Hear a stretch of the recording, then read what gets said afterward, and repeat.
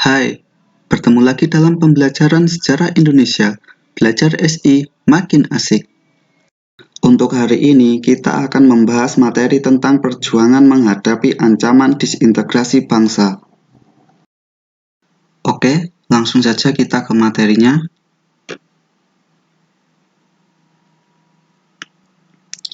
Silakan kalian amati gambar berikut. Di sini negara Indonesia Timur, Kalimantan Tenggara, negara Madura, Banjar, Dayak Besar, negara Jawa Timur, negara Jawa Tengah, negara Pasundan, negara Sumatera Selatan, dan negara Republik Indonesia. Kira-kira ini gambar tentang apa ini? Silakan kalian jawab di komen.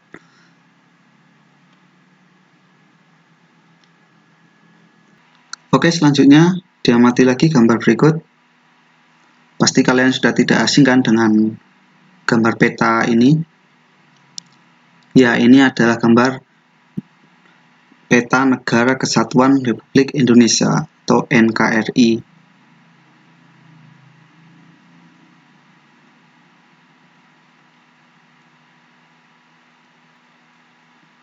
Sekarang amati gambar berikut.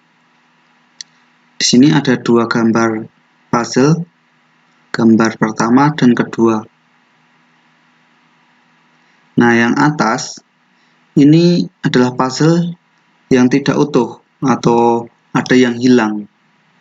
Ini adalah puzzle bendera Republik Indonesia. Sementara yang bawah ini adalah puzzle bendera negara Republik Indonesia.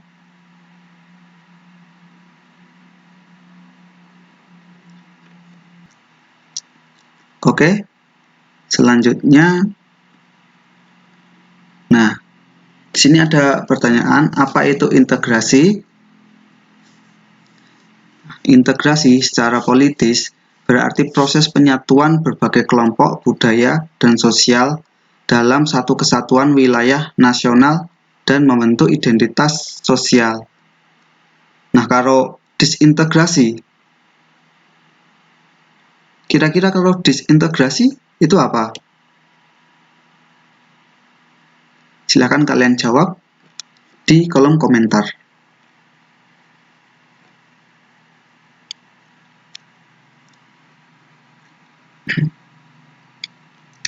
Oke, hari ini kita akan membahas perjuangan menghadapi ancaman disintegrasi bangsa. Yang A, ini berbagai pergolakan dalam negeri tahun 1945 sampai dengan 1965.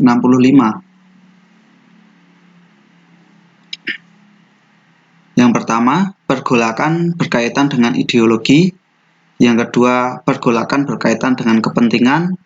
Yang ketiga, pergolakan berkaitan dengan sistem pemerintahan atau ketatanegaraan.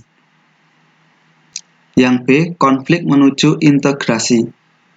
Yang pertama, kesadaran terhadap pentingnya integrasi bangsa.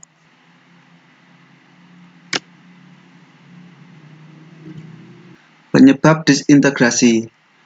Nah, di sini ada dua sebab umum dan khusus. Mari kita bahas satu persatu. Yang pertama dari sebab umum, rasa tidak puas dan ketidakadilan. Jadi, timbul dari rasa tidak puas dan ketidakadilan masyarakat terhadap pemerintahan yang mengakibatkan pemberontakan atau separatisme. Seperti contohnya pemberontakan PRRI, Andi Aziz, dan DITII. Selanjutnya kita beralih ke sebab khusus. Yang pertama, geografi. Nah, Indonesia ini terdiri dari pulau-pulau yang memiliki karakteristik yang berbeda-beda. Ada daerah yang berpotensi untuk memisahkan diri adalah daerah yang paling jauh dari ibu kota atau daerah yang besar pengaruhnya dari negara tetangga atau negara lain. Yang kedua, demografi. Pengaruh atau perlakuan pemerintah pusat dan pemerataan atau penyebaran penduduk yang tidak merata merupakan faktor dari terjadinya disintegrasi bangsa. Ditambah lagi, merasa tidak adil dalam pemerataan penduduk di Indonesia dari pendatang maupun dengan yang asli. Yang ketiga adalah ideologi. Ancaman disintegrasi pasca kemerdekaan dari faktor ideologi sangat kental terasa. Salah satunya adalah paham komunis yang menjadi dasar dari PKI. Yang keempat adalah kekayaan alam. Daerah Indonesia sangat kaya akan sumber daya alam.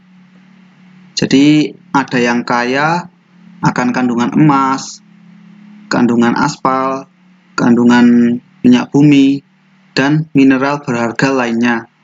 Nah, kondisi ini memungkinkan perpecahan akibat merasa daerahnya kaya dengan sumber daya alam. Yang kelima adalah ekonomi. Jadi, ekonomi tiap-tiap provinsi di Indonesia itu sangat berbeda.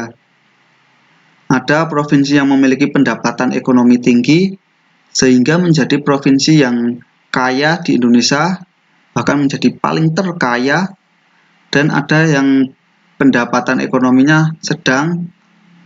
Di samping itu, krisis ekonomi yang berkepanjangan semakin melebarkan sebagian besar penduduk hidup dalam taraf kemiskinan. Jadi, kesenjangan sosial masyarakat Indonesia yang semakin lebar antara masyarakat kaya dan masyarakat miskin, dan adanya indikasi untuk mendapatkan kekayaan dengan cara yang tidak wajar, yaitu KKN. Oke, selanjutnya pemberontakan di Indonesia pasca kemerdekaan ada 3 sebab. Yang pertama, ideologi. Nah, di sini ada PKI Madiun, DITII, dan G30 SPKI. Yang kedua, kepentingan. Jadi, pergolakan akibat kepentingan. Di sini ada APRA, RMS, dan Andi Aziz. Yang ketiga, sistem pemerintahan, ada BFO, persoalan negara federasi, PRRI, dan Permesta. Oke, untuk materi hari ini cukup sekian. Terima kasih. Sampai jumpa pada materi selanjutnya. Assalamualaikum warahmatullahi wabarakatuh.